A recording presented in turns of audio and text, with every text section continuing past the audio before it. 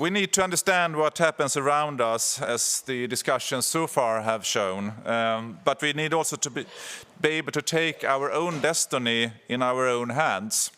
In the bottom line, it's about being smarter and building on existing knowledge and the unique environment in the Arctic for the future. So the next panel will discuss innovation, entrepreneurship and collaboration.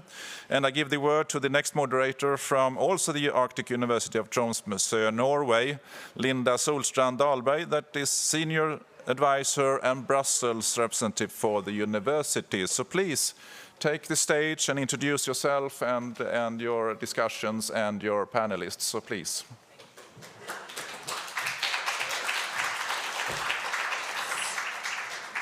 Thanks very much. All right, so my name is Linda Solstrand Dahlberg. Like was just said, I am the Senior Advisor and Brussels representative for the University of Tromsø, the University of Arctic here in Brussels. This is day 2, and I am stepping in for Jan Gunnar Winther, who is a pro-rector at the University of Tromsø, who unfortunately couldn't travel here today. So please bear with me. But we have an exciting panel today. I think the last panel actually provided a really good segue into this discussion, because we will explore entrepreneurship, innovation, and regional collaboration when it comes to developing the Arctic and facing the Arctic challenges in a sustainable way. So I think, you know, we've mentioned a few of the topics here. We have population decline, we have an energy shortage in the future. In fact, the Norwegian Water Resources and Energy Directorate have forecasted a lack of energy in 2040 of 16 terawatt hours. So we are facing some big challenges if we're not doing anything about the energy mix of the future. Forecasting also shows that we are facing a growing population decline in the Arctic, and I think it's important to note that we will focus mostly here on the Nordic and European Arctic and the challenges we are facing there when it comes to business and innovation. But I think some of these are quite general issues that we can also learn from in other places in the Arctic as well. So let's get the panelists on stage. Let us just, sorry, you will see the name up on the screen, but let's welcome to the stage Anja Elise Fagereng, who's the project manager from Bodø International School, from the Bodø Regions Utviklingsselskap, BRUS, the developing of Bodø region. We also have Sabrina Suikki, who works with international affairs and regional export cooperation in the Norbotten Chamber of Commerce. We have Helga Kristín Friðjónsdóttir. I'm sorry, Helga, if I said, thank you, aka Helga Stina, I think that's easier, who's the founder and CEO of the Iceland Unwrapped company. And then we have Tânia Frazão Nunes, who is the legal and policy advisor of small and medium enterprises in DG Grow. And then we have Ernst Olsen, who's an advisor for the North Atlantic Cooperation, NORA. Welcome everybody to the stage. So, we will, like I said, explore some of the key elements needed to build a culture of sustainable entrepreneurship in the Arctic. And I think we should start high level.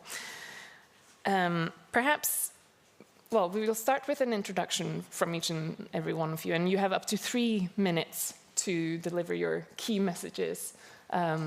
But we will then go into the high-level stuff before we dip into the details. But how about we start, again, high-level with Aina, and then Sabrina.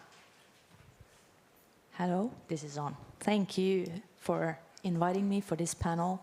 I work in BRUS. We are developing the Bodø region and also a lot of the parts of northern Norway. We are the only wholly private-owned company that works with development, so we kind of don't have to rely on the public law that a development company that's owned by the government have to oblige to. I work with certain issues. My speciality is in strategic communication, networking, and engaging.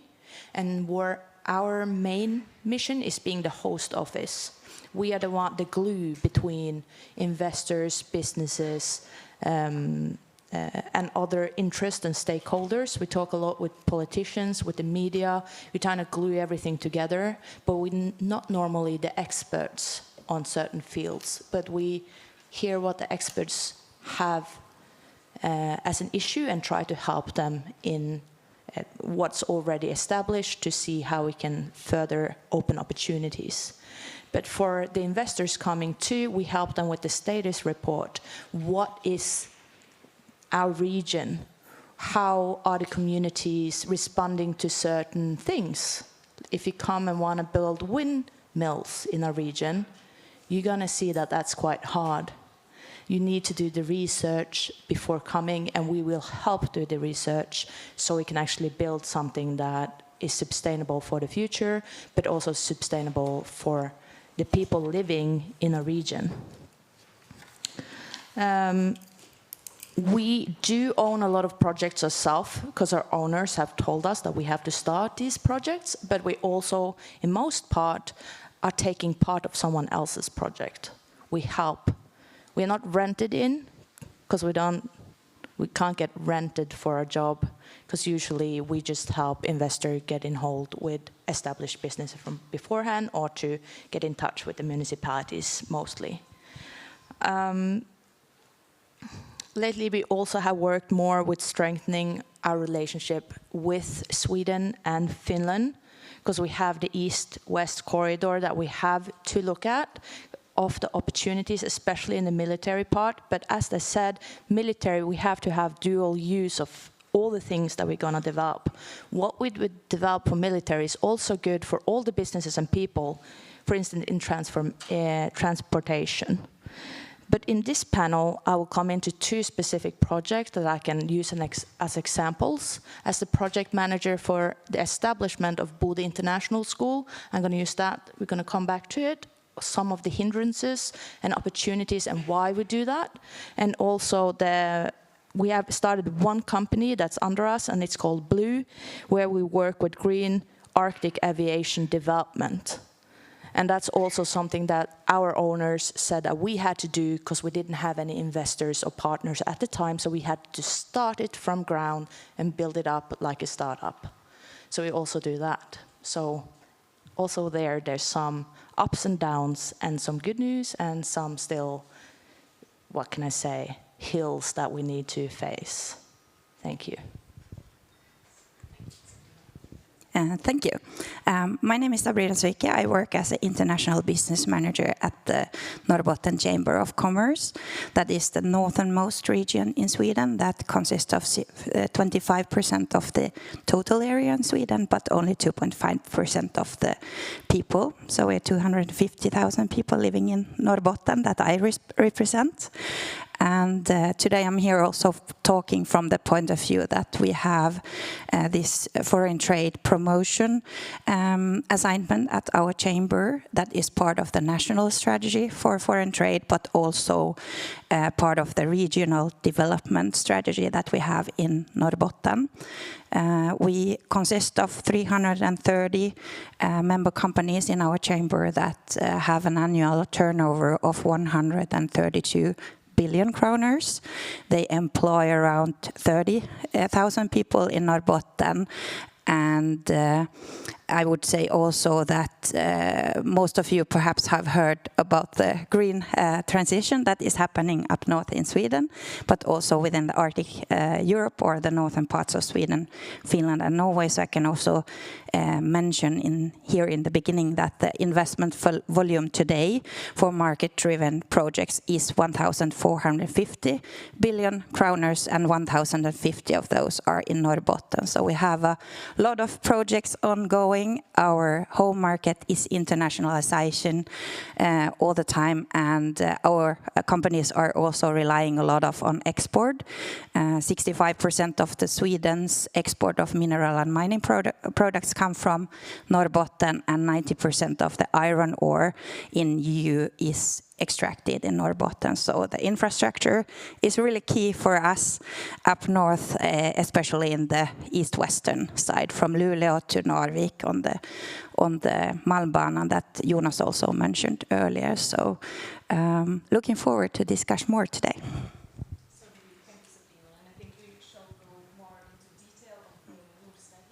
Within Sweden, because we really see a population increase there and more investment, so we'll come back to that. But let's stick to the high level and go to Ernst and the regional cooperation. Thank you. Thank you for inviting us. My name is Ernst, representing Nordic Atlantic Cooperation, NORA. We are basically a project funding program under the Nordic Council of Ministers. So we are operating along the basic values that they are presenting. I think I'd like to point to the map over there. There is a challenge. We are a program consisting of cooperation between Greenland, Iceland, Faroe Islands, and coastal Norway. So not the capital region, but coastal. These are immense areas, and I was just thinking about the presentation before that you have an issue with transport going from Norway across to Finland.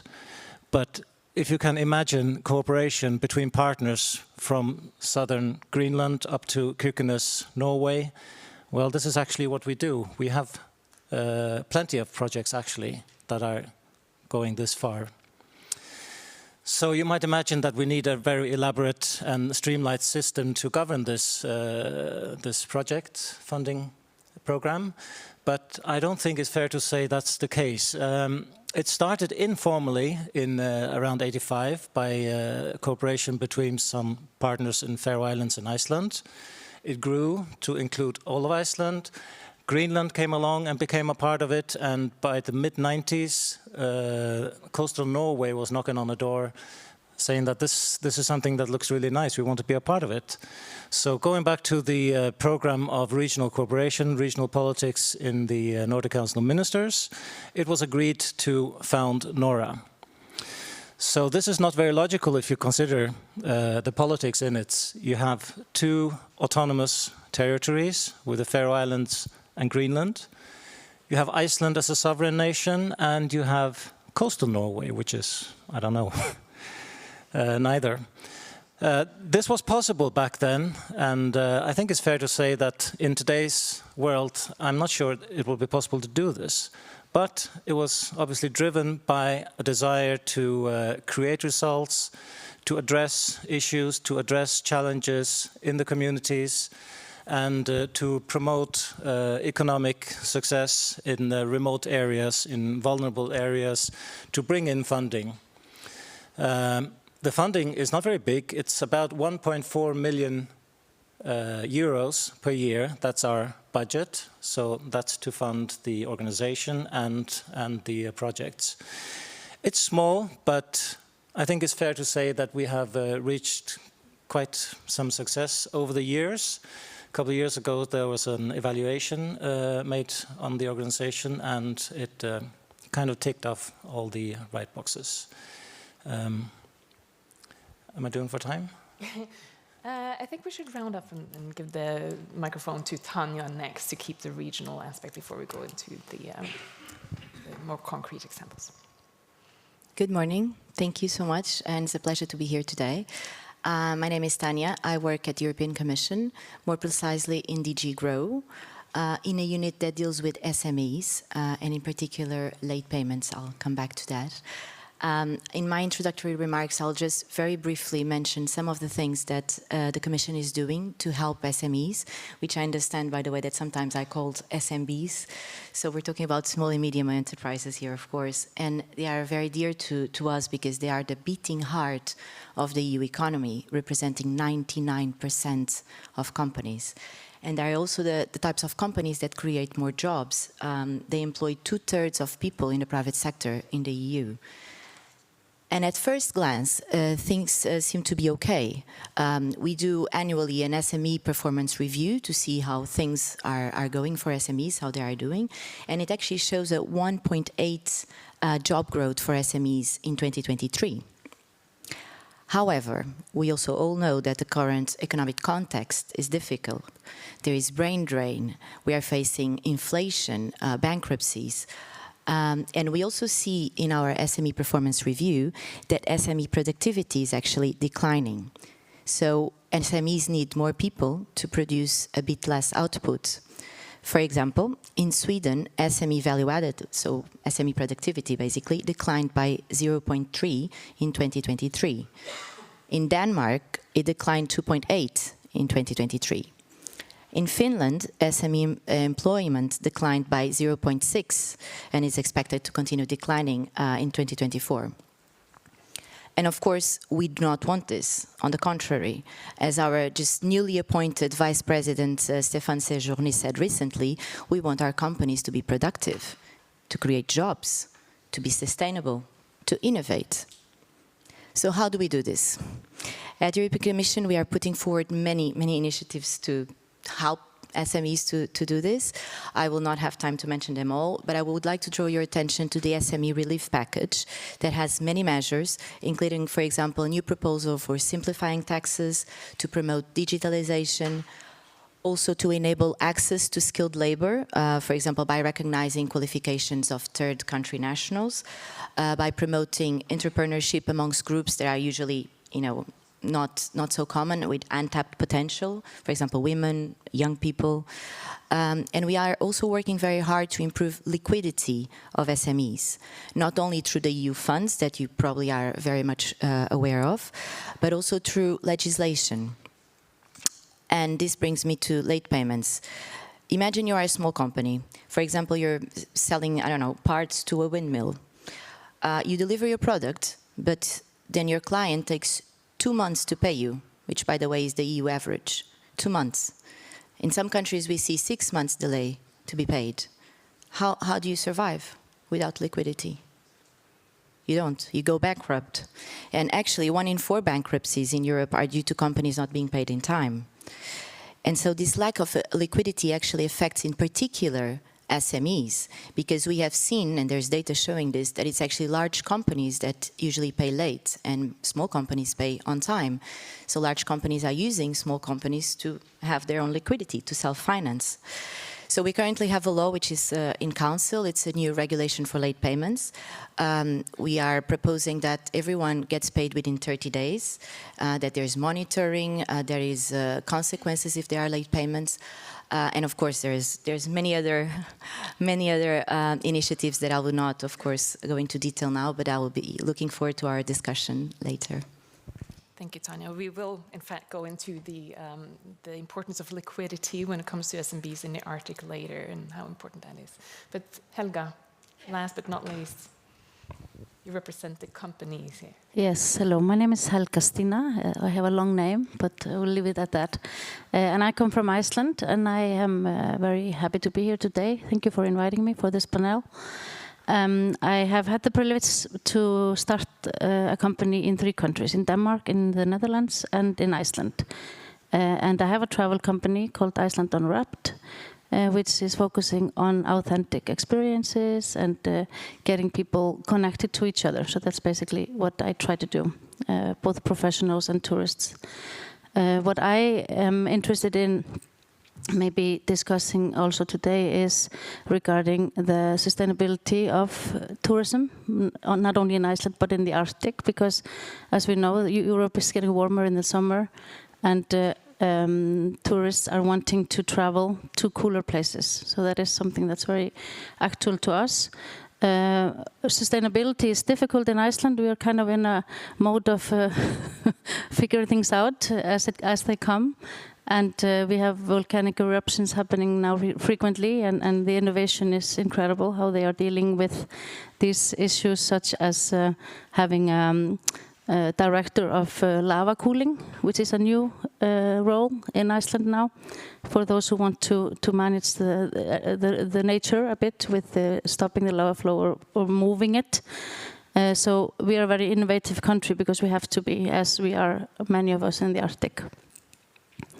Yes, I don't know if I have anything more to add, but I'm very interested to be here because I think innovation, support, connection is the way forward to do things together and make it better. Thank you. Thank you so much, Helga. So we've touched on some of the topics of interest here, which is, regional development, innovation, companies, liquidity.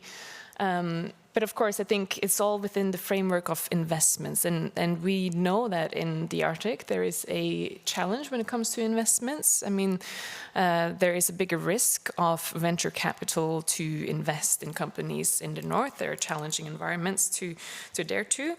But there is also an issue of trust. I mean, how can we build trust in initiatives that are targeting the region, and how can we also make the link between local ownership and regional ownership to new investments and initiatives? And I think we should also explore a little bit about the future and how AI and digital tools can solve some of the issues when it comes to the lack of labor,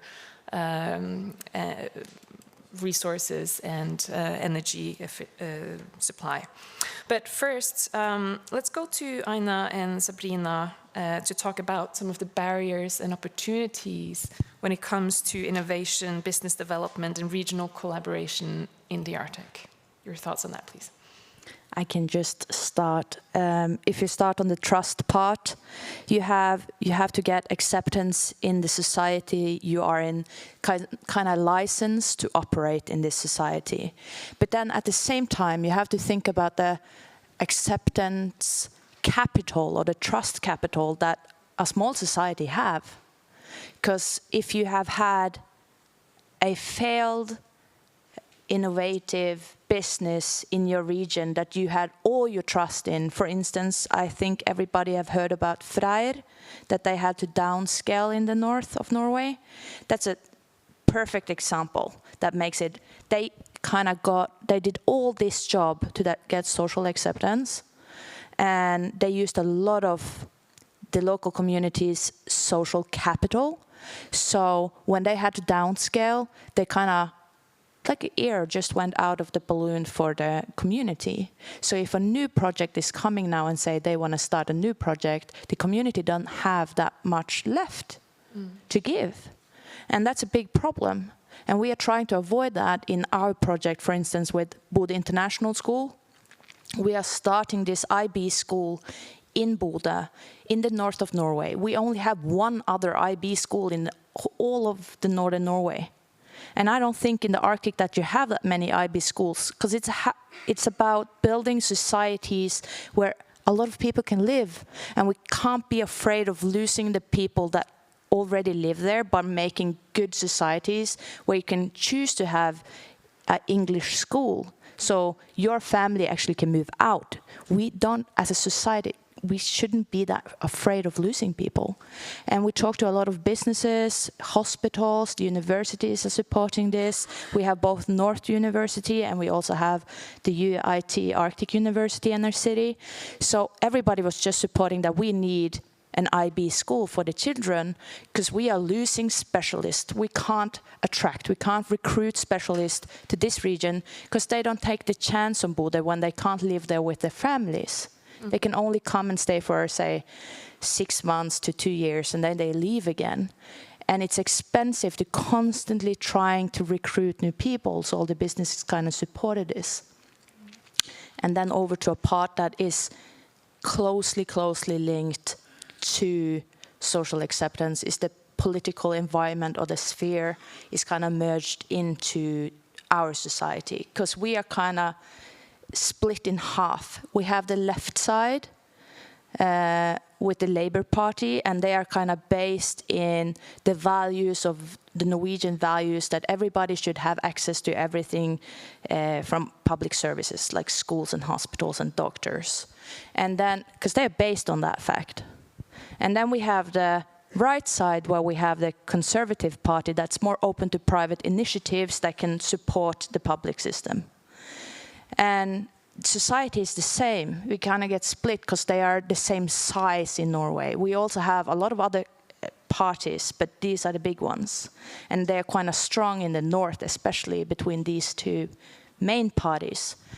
And when we were starting the process with Bodø International School, the Labour Party was in charge, and we got the support from the municipality. And now, when we are starting the actual process of building it, we have the Conservative Party. And you would think that wouldn't be a problem, because then you have both sides supporting you. But then you have small political cases pop up. Like now, when the Conservative Party took over the municipality, then the case of school structure in the municipality popped up. They had to take it, because the last period, they did something, but now they had to take the big consequences of budgeting in the municipality. So they are cutting down on school structure, and then instead of saying, we just do it, rip off the bandage, in January, they have pushed it out to December. Like 4 times have they pushed this school structure case that's splitting the society in two, to the right side and the left side. And we have so many theories that, the blue side or the right side is now in lead. They want everything to be privatized. They have made a secret agreement with the private school to buy one of the school, and that's why our students, our kids have to be moved. And we have to face that in a critical phase when we are trying to establish a small school that don't compete with the public structure. And then we are back to the social acceptance. We had it, but you can also lose it as fast as you get it. And now we have to do what we can to kind of keep it. And it's difficult, but at the same time, that's society, that's democracy. Yeah, I think you're also highlighting the political climate and how important that is to really see through initiatives and new initiatives in local communities in the north. And I think also your example of Freyr is a brilliant example of how geopolitical context and what happens outside of the Arctic is also impacting what is happening inside of the Arctic.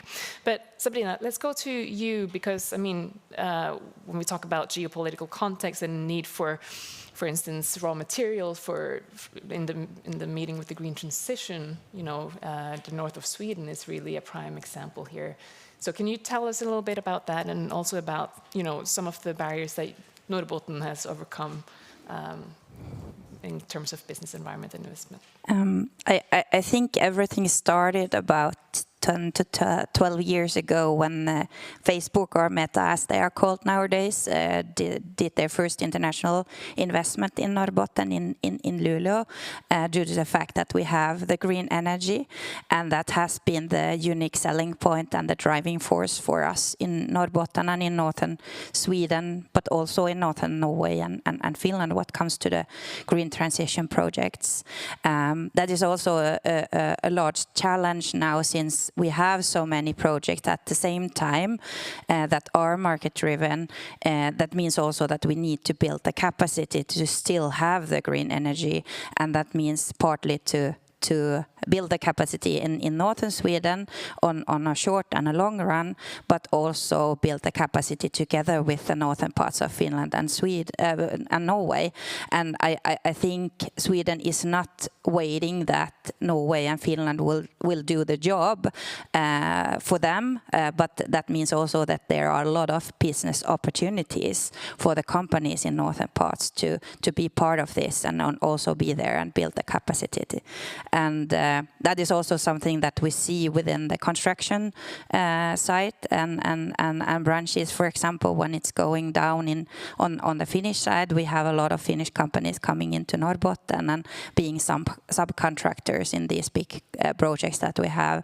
As it was mentioned, SMEs are the backbone of northern parts, even for us, even though they are a large international corporation also making of these large projects. So around around 75% of those are industrial, and the rest are subcontractors and other projects connecting to this. And as it was lifted, it's also important to build the communities and have the trust and dialogue.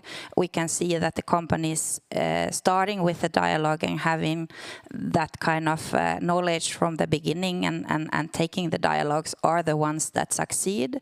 There are also ones that haven't succeeded, and that's often when they try to cut tracks and do things faster than it is supposed to be. And somewhere on the ground we also have this trust that everything builds on. We have long distances to each other geographically, we have long distances to global markets, but we know that we are few people living in the northern parts, and that also means that our strength is in cooperating, and we know that we are not attractive on a global scale if we don't cooperate with each other within the region, but also cross borders, especially with Finland and Norway. So I can see a lot of opportunities and challenges that we share in the northern parts of Arctic Europe, but also a lot of solutions that we can find together. As we were talking about the preparedness earlier, there's no point of everybody doing the same thing, but complementing each other makes us stronger together. Also, what comes to that point of course, the east-western connection is more and more important, not only for the foreign trade, but also for the geopolitics and security questions. So it has strengthened us and made us closer also after the pandemic that perhaps ripped us apart as it was. I think that's a good stepping stone actually to Ernst, talking about collaboration over long distances. Greenland to the Norwegian coastline, I think that's about 2,000 kilometers. How do you see regional cooperation, even though over large distances, facilitate innovation and a sense of cohesive direction? Thank you. First of all, I'm thinking about the idea of small and medium-sized businesses, because that's a matter of perception. We're talking about businesses starting with one person and not moving very fast upwards. We're talking very small entities here. So that's the ones that we are approaching. So it's very inclusive in that way. And another thing is the point of collaboration. We cannot fund any projects unless there is cooperation from partners representing at least 2 of the NORA countries. We like the idea of having all of them included. The topic or the subject doesn't always invite to it, but this is what we try to aim for.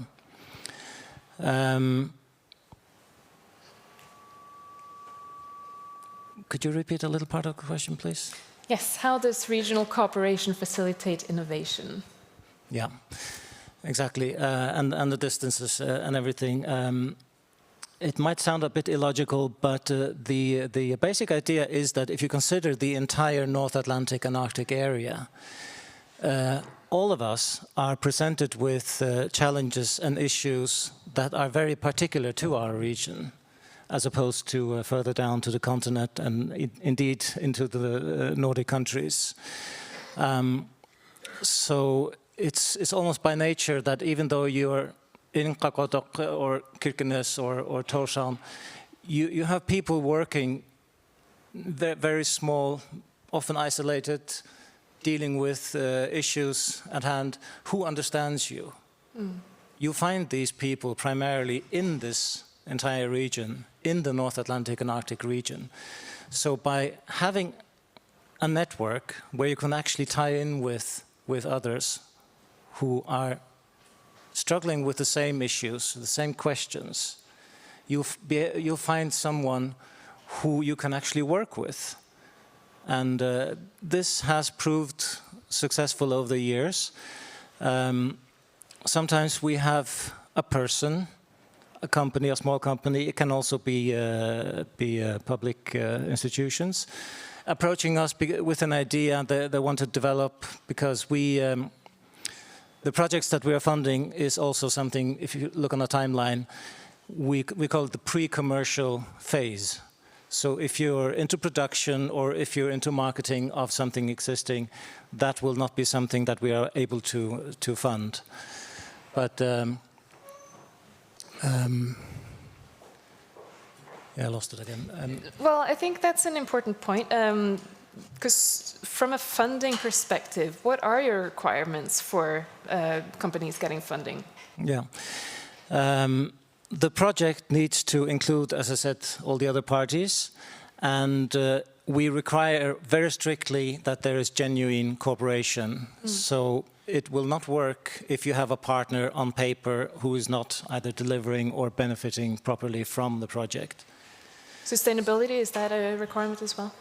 It is written in stone in our strategy, so I mean the projects will have to comply with our basic requirements, although we do stretch them, because we have learned also very early in time that it is very important to be flexible and understanding about the issues, and say payments or you're not able to deliver on a timeline. Well, we engage in a discussion and reach to an understanding that why was it late? Because of this and that, and we say, well, fine, you go ahead. I mean, this is our funding, and we are not expecting return, only that you work with it and produce the expected results, and if not, then why, and see how you can get even further. We operate with grants up to 500,000 Danish kroner. That's 67,000 euros per year. That's the maximum we can grant for a single project. And such a project can run up to 3 years, so 3 times that amount. And this will represent up to 50% of the budget. The budget can be higher, but it's pretty normal, it's around there. Sometimes we're approached with projects, suggestions that, you know, from really big companies, from an aquaculture company, they have an idea they want to develop, they want us to fund it.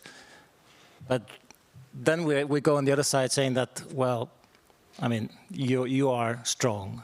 You are strong, so I'm sorry, we will have to reserve our funds for someone a bit further down the line.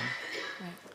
Well, I think we'll follow the topic of SMBs and liquidity and what can be done in terms of being flexible to ensure liquidity. And I want to come to you, Tânia, to ask more about what the EU is doing in the Arctic specifically when it comes to providing flexibility solutions to companies and especially SMBs.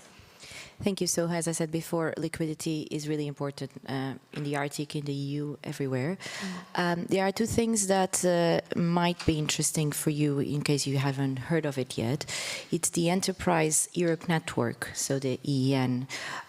It's the largest support network in the world, and it includes, you probably know about it, chambers of commerce, innovation agencies, and it basically aims at helping SMEs not only getting advice on how to get EU funds, so get more liquidity, but also on how to go global.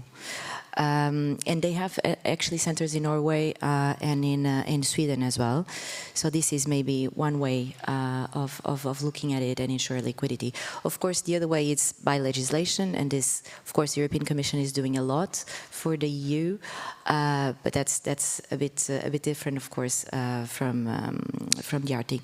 In addition to this, you might also want to look at the industrial clusters, and the European Commission supports this through the European Cluster Collaboration Platform. So these industrial clusters also exist, I think it's around 47 in Sweden and 40 in Finland. And they basically are groups of companies, universities, public authorities that work together. And they also can be a very useful resource to then access to EU funds or other funds, because they basically, you build synergies by working together. And this brings me a bit to the discussion that we're just having, that it's very important to collaborate, especially for SMEs, SMBs. You need a network to support you. You need to collaborate with each other, with the universities, with the government bodies. And again, liquidity is very much at the heart of this, as without liquidity, you go bankrupt, you don't, or you don't grow, you don't untap your potential. Yeah. And we know that this is particularly an issue in the Arctic. And I think someone said in the last panel, accelerate, change, or lose. And I think that very much applies to the businesses in the Arctic as well. Aina, you had a comment.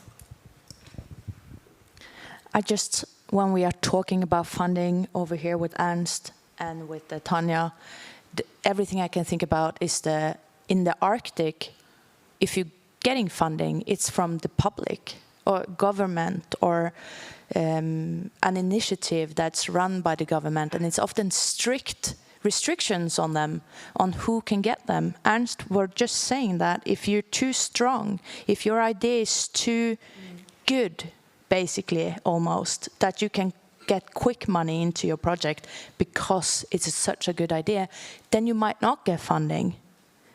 And that's a problem in the Arctic, that you always kind of have to have the incentives from Big Brother, from the South, from Europe, from Horizon, from all these initiatives.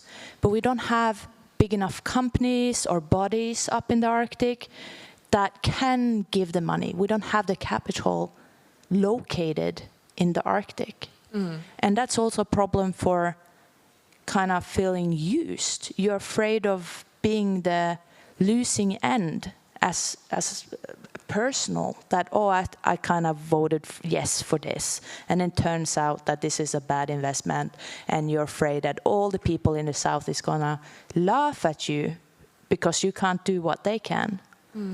So the private funds or private capital is a problem.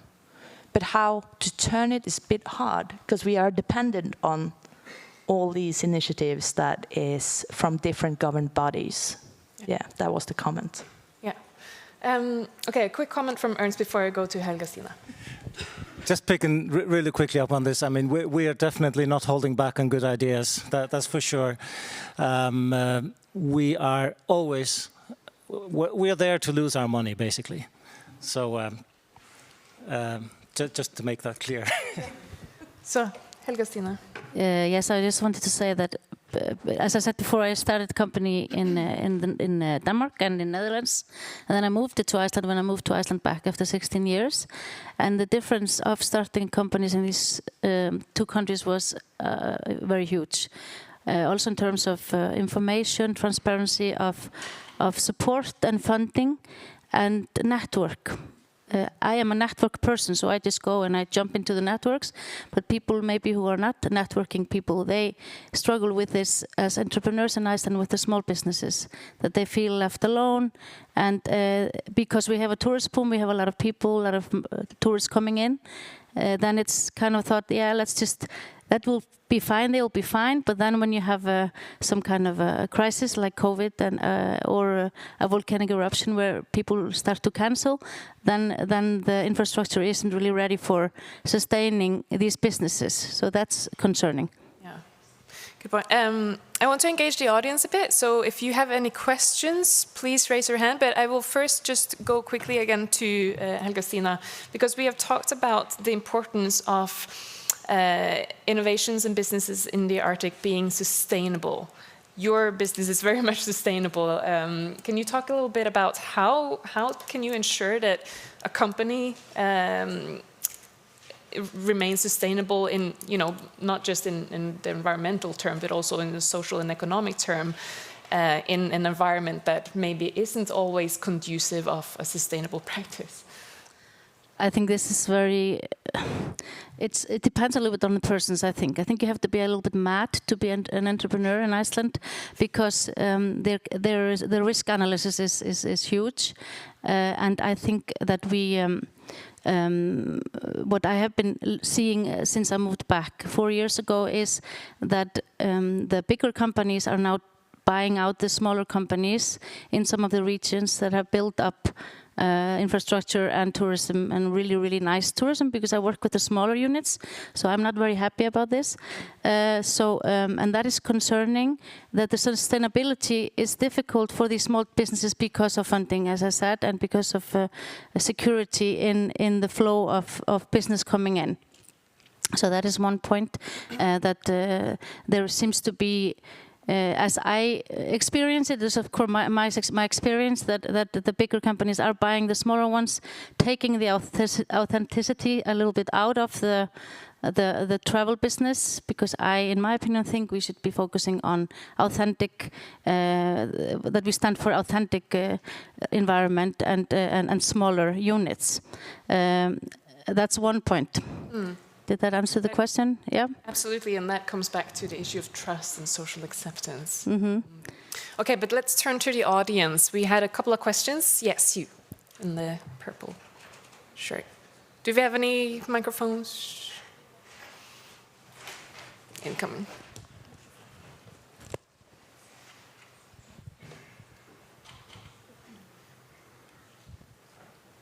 Thank you very much. I'm Irene from TNGO. Talking about SMEs and connecting to the opening keynote speech that was done this morning about the damage of the ceiling ban, what is the EU, DG GROW and other organizations and institutions are doing to revive small businesses in the sector? I know that there's a indigenous exemption, but this hasn't stopped indigenous communities from being negatively impacted by the ban. Thank you. Who wants to take that?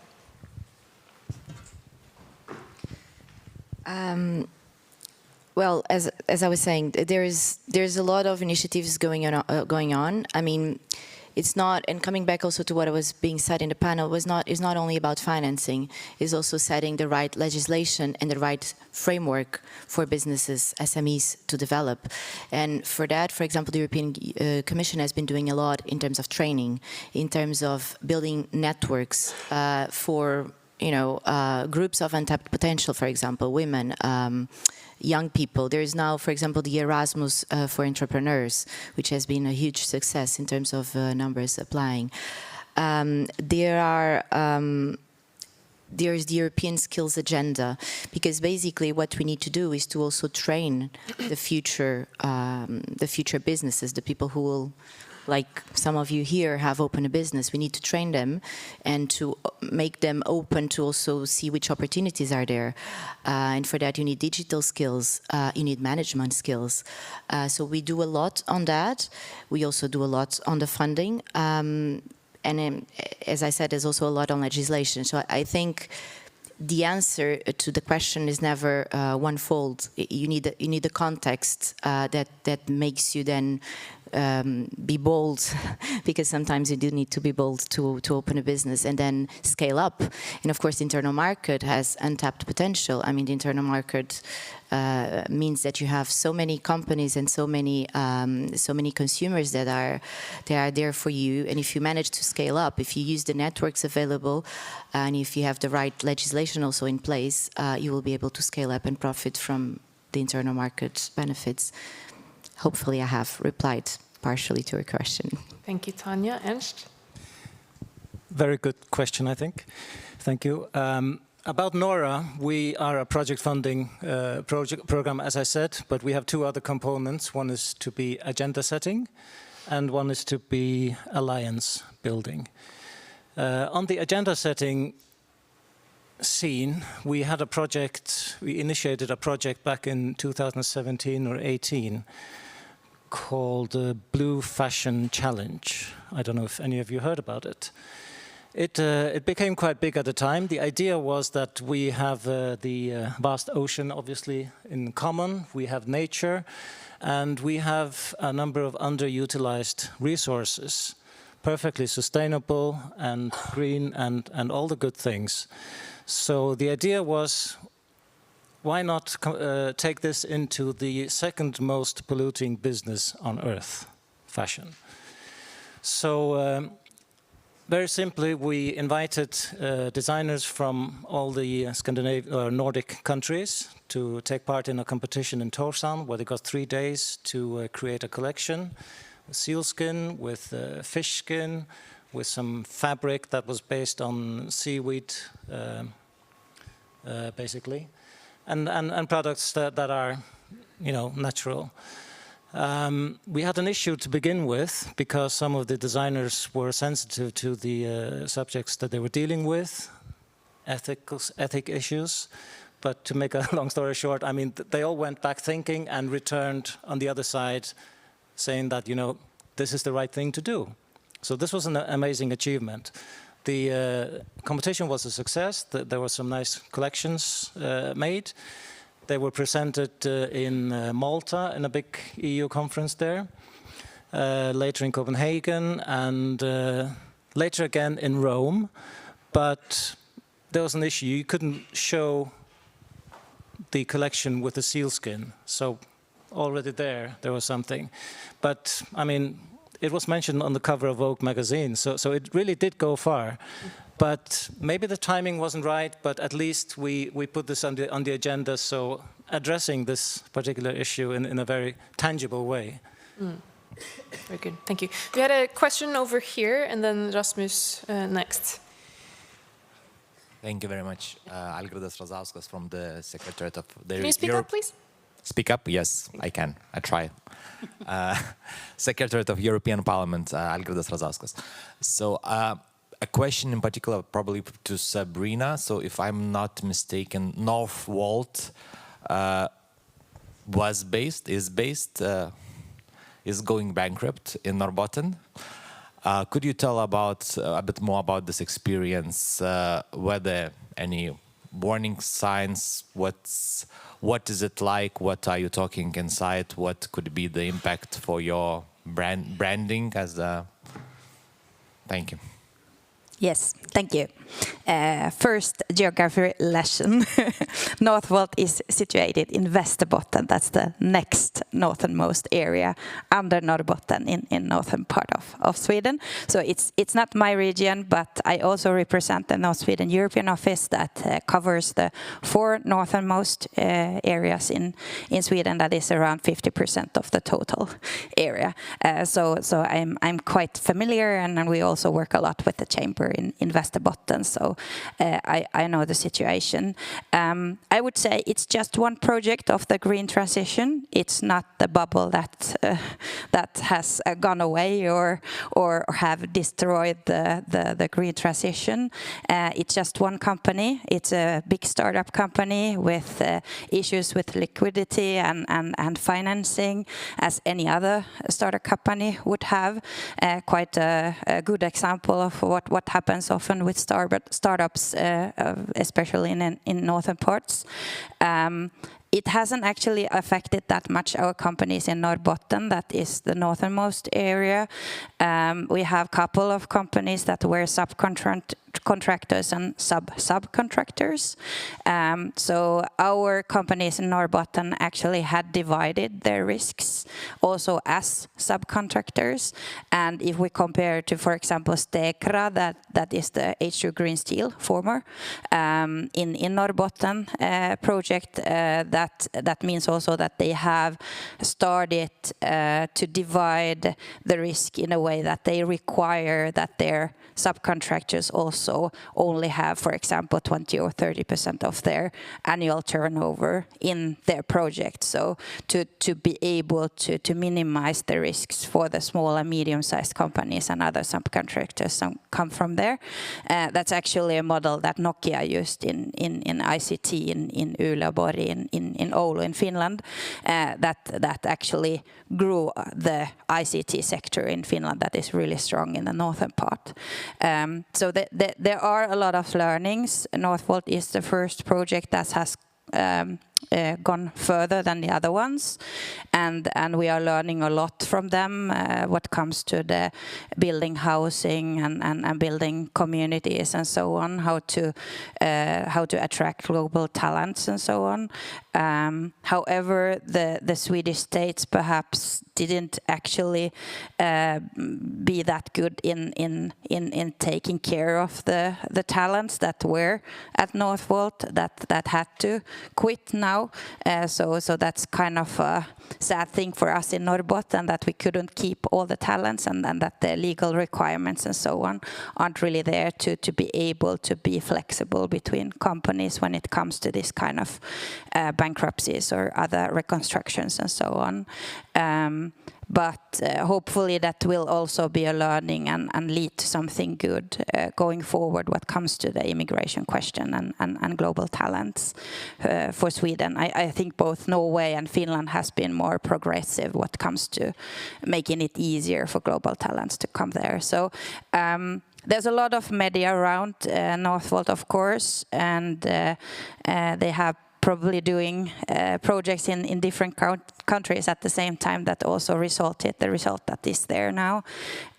But what comes to the projects of the total volume in investments in 1,450 billion kronas, that's just a small part of it. So the other projects are ongoing, and most of them are market driven, and that's also the difference towards if we look at historically the projects that has been tried in northern Sweden and hasn't succeeded. They often have been more political initiatives, and this time is a market-driven. It's private companies that are investing and have interest in investing both in the companies but also the societies. However, I think we could also be better in requiring to them to invest even more from the beginning. So that's perhaps also a learning for us in Norbotten for all the projects that is ongoing, that we actually need help building infrastructure, building housing, building the communities and the public service. Also that of course is a vital part for the people to stay and work in the Arctic. Thank you, Sabrina, for elaborating on the case of Norvolt, which I think is a good example of some of the opportunities, but also some of the challenges that Arctic businesses and Arctic investment can face.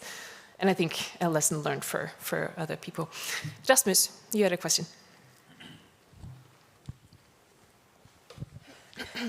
Yes, Rasmus Bertelsen from UIT. Thank you for a very interesting panel. I want to bring up the topic of brain circulation, so that people travel for education, for experience, they return home or they go somewhere else, and maybe they return home at some point. And in my view, Icelandic and Faroese society has benefited enormously from brain circulation. Ernst and I, we know each other for many years, and I know your international background, Ernst. And Helga, you just told about your international experience. There's the Icelandic term að sigla, to sail, which means to travel for education and come home. And in my view, it's the basis of the level of development, human development in both Iceland and the Faroe Islands. And I would also claim that you cannot create innovative, competitive organizations on regions without a high level of mobility. And in northern Norway, I'm very concerned about this fixation on keeping people. Because if they leave, they're lost forever. And I hear a lot of talk about keeping people and attracting others. And I don't think it's healthy for communities. I don't think it's healthy for organizations if you have, locals and outsiders. So I think for the North, brain circulation is absolutely key. We have to be much, much better at getting our own people out in the world and getting them back again.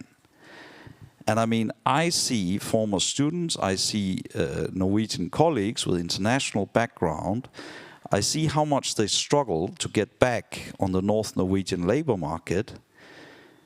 UIT hires international or Norwegian academics who bring a foreign spouse well educated, who really struggles to get into the local labor market.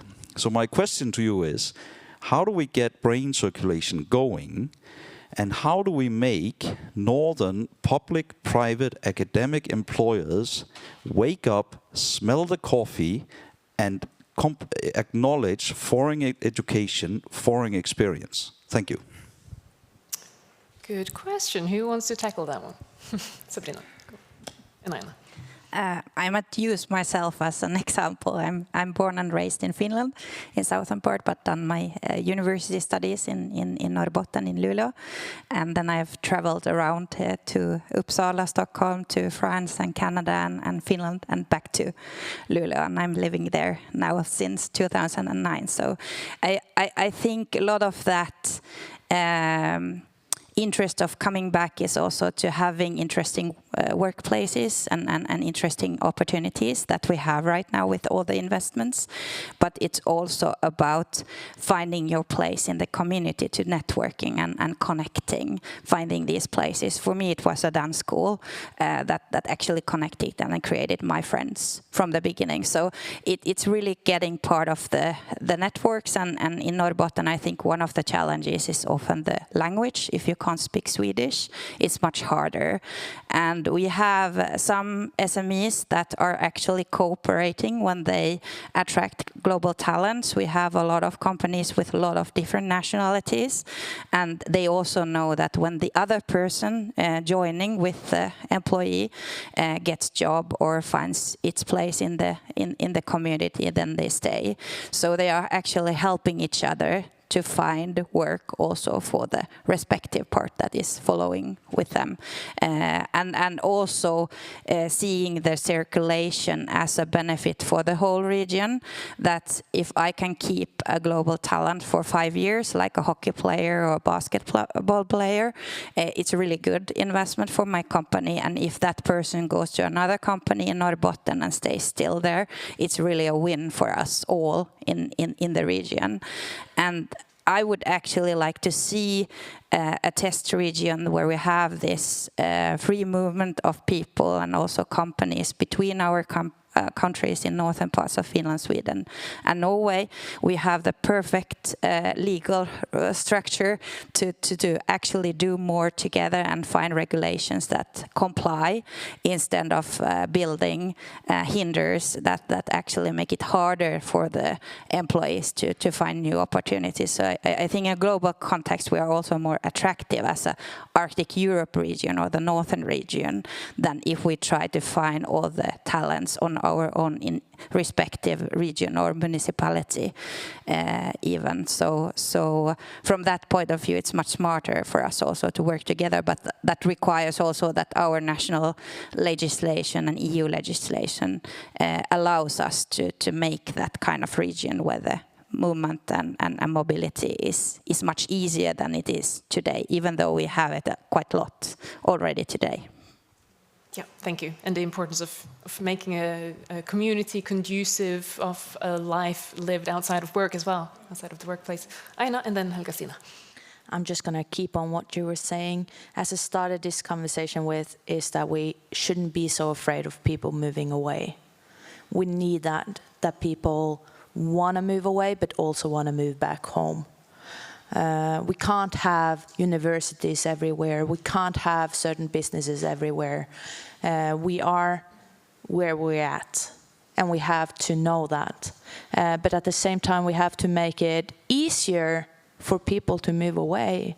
So the barrier for actually moving to a place also gets smaller. For the second you get it, let's say it's easier to move away, or you get more opportunities, and then you can move back later. If it's easier to move away, it's a bigger chance that someone want to take an opportunity to just try out the community that you're in.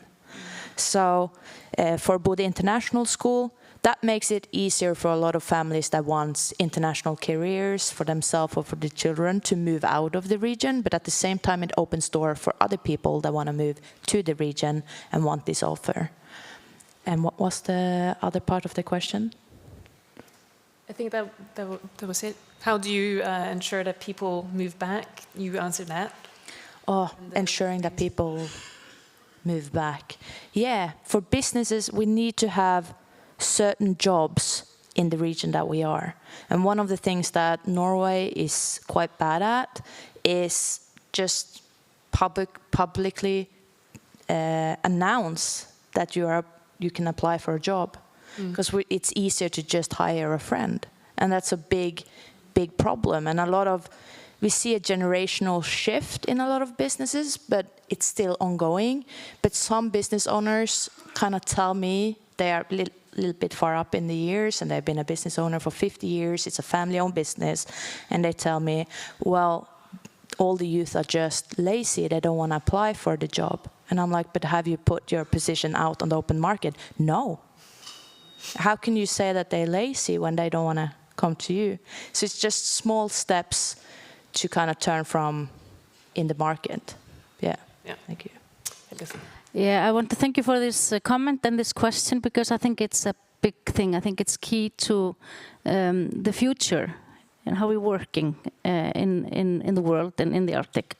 When I started my company 9 years ago in the Netherlands, my husband had a job in the Netherlands, and I was decided to run away from the laundry and use my education and get connected to other women, start a startup like a community space to work together.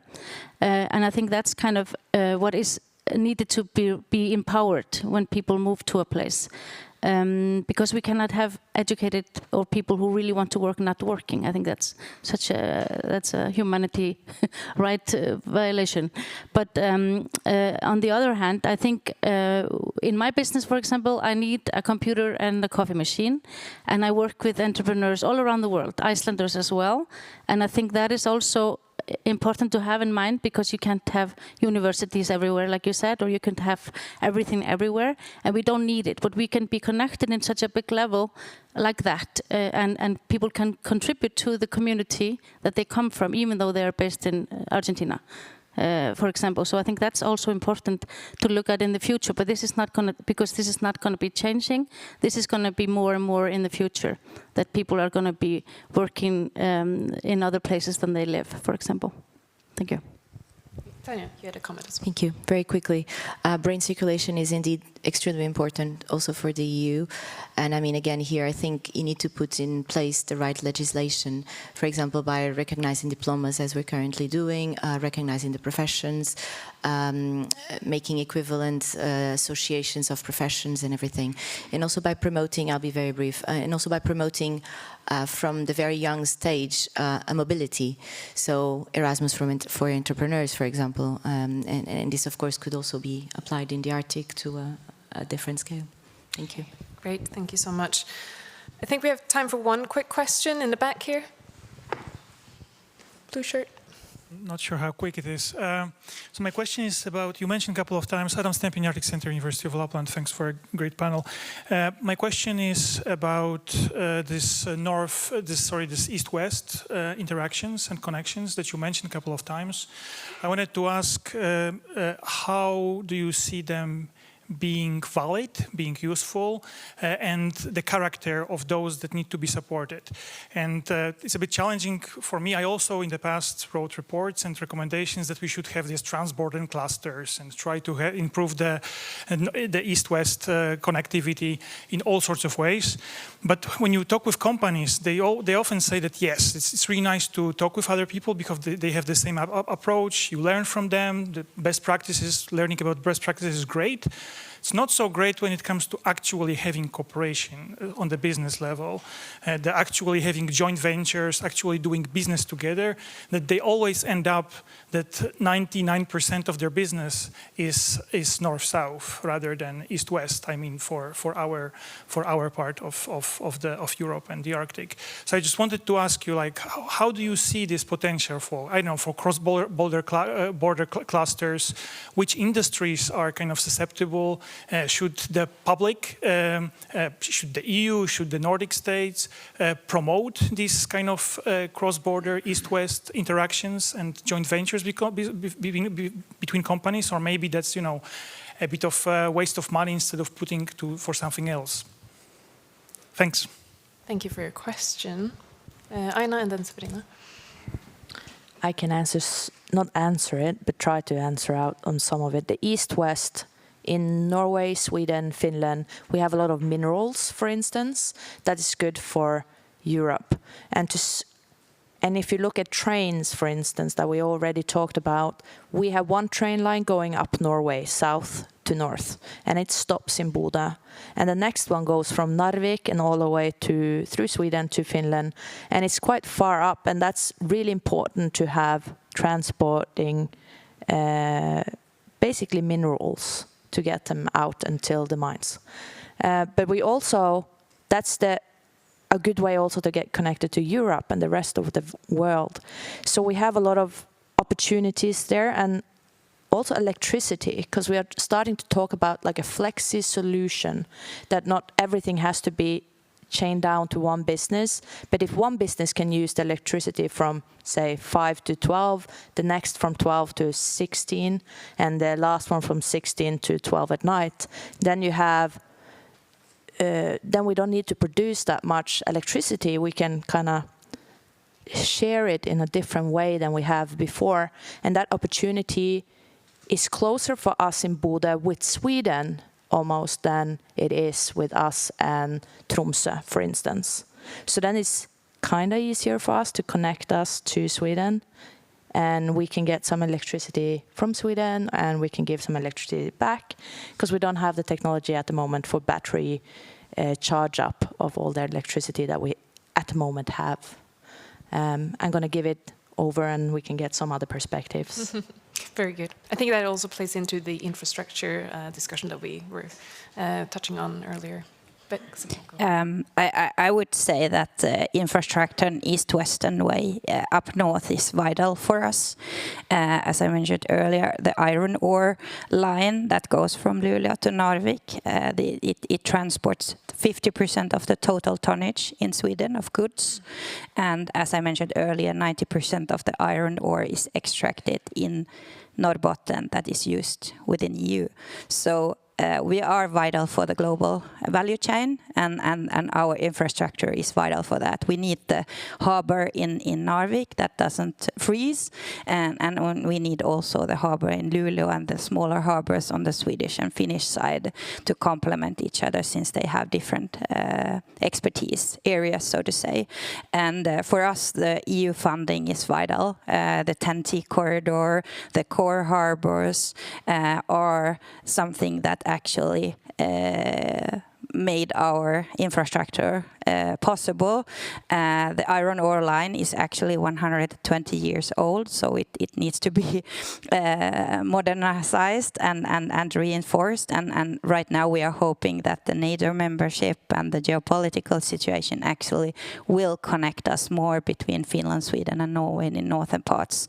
What comes to civil preparedness, but also the military, and that will probably both help our roads and train connections especially, but harbors and also flights are of course very important for us. So the intermodality and transports are the key for our trade, but also for our people to be able to connect and do business with each other up north. So for us it's more common to do business north from the east-western side than the north south side. If we are also more alike from the business perspective up north, and we function with the trusts as it was mentioned earlier.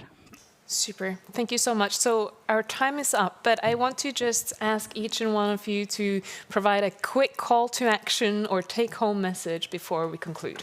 Let's start with you, Tânia.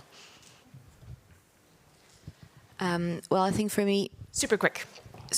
Cooperation networks use it. To scale up, it is essential. EN, industrial clusters, the internal market, meetings with other businesses, with other women, and use it to scale up. Excellent. You have to do your research. Are you going to put money in the Arctic, or do you want to have a project in the Arctic? You have to do your research on what has happened, the social structure, the trustness of what have happened just before you, like historically, is something similar to your project, and why didn't that work? And two, are you willing to break the market you are in now so that you can make a new market with a new structure and then also innovate the market to be more sustainable? Is also a question I want you to think about. I would probably say, as the Finns say, hope for the best and prepare for the worst. But I think a lot of the opportunities that we have in the Arctic Europe and northern parts of Sweden, Finland and Norway are opportunities. Even the challenges is something that we can actually find a common and joint solutions for. But for us, EU is really the key. It's here in Brussels that the Arctic is understood and the joint strategies are strengthened. So I think we need to find more ways of making action and not just talking about it. Yeah, I wanted to say that I think it's important to talk together and to cooperate because we are facing the same challenges and we can learn from each other. We don't have to invent the wheel, if you say that in English, I don't know. I think also it's important that we are authentic in, for example, because I talk on behalf of my business, which is a tourism business, to be authentic and not to be afraid of being authentic and respectful in the areas that you are working in. Meaning that you have to have sustainable approaches to flow of tourists, for example, and how we manage that is super important, especially now when I hear about the airport in Greenland, for example, and my first thought was like, oh no, my God, they have to, you know, take it very seriously how they manage the flow of people, because in Iceland we are dealing with 2 million tourists a year in a country of 400,000 people. And the infrastructure is struggling, and there is some challenges there. There are really good things happening as well, but this is a challenge. Thank you. Thank you. NORA is a very small player in all this. The money is small and the operations are pretty small, but still we believe that where there are challenges, like we have the North Atlantic and Arctic, it's always been like that, but we've always been forced to see the opportunities and move forward into action. So this is something that we're trying to promote and encourage. For instance, we encourage, spend our money on meeting, get together, get to understand each other and talk about the issues. This is a very important aspect of our operations. Of course, there's a lot more to be said, but it is really one of the key messages. It's the people here. The people are a lot more connected than you might think on an everyday basis. Super. I think that's an... If I can just... I have a few copies of this one. It contains some stories about some successes. So if you're interested... Great. Thank you so much. I think that's an excellent note to conclude on. The meeting places, we are here to meet each other and have conversations. So thank you to the organizers for arranging this as a meeting place and a platform. Thank you to the audience for your questions and your attentiveness. And then thank you, not least, to the panelists for this session. Thank you.